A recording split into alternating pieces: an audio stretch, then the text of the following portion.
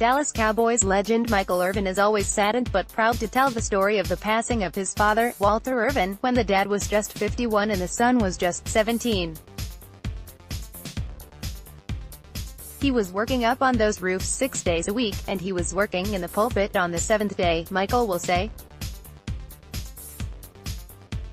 "My dad was my Superman, and now it might be time for Michael Jerome Irvin to be Superman, too."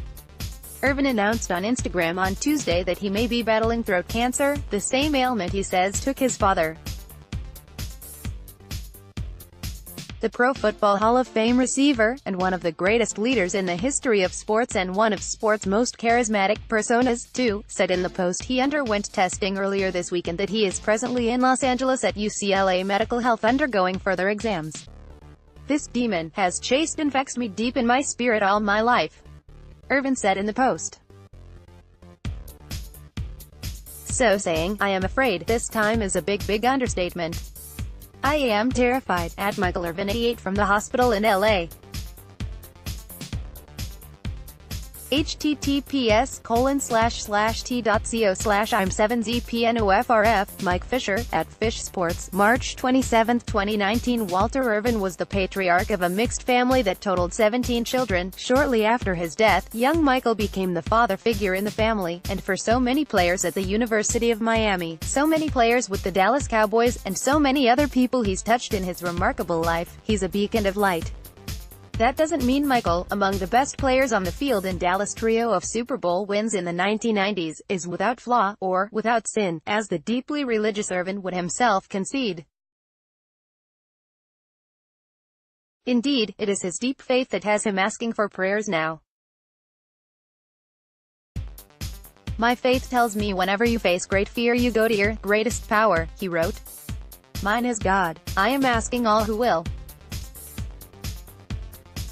Could you please send up a prayer to help my family and I deal with whatever the results may be? Thanks for your thoughts and prayers in advance." Irvin is not without ego, but he may end up being astounded by the number of observers who will send well wishes and prayers.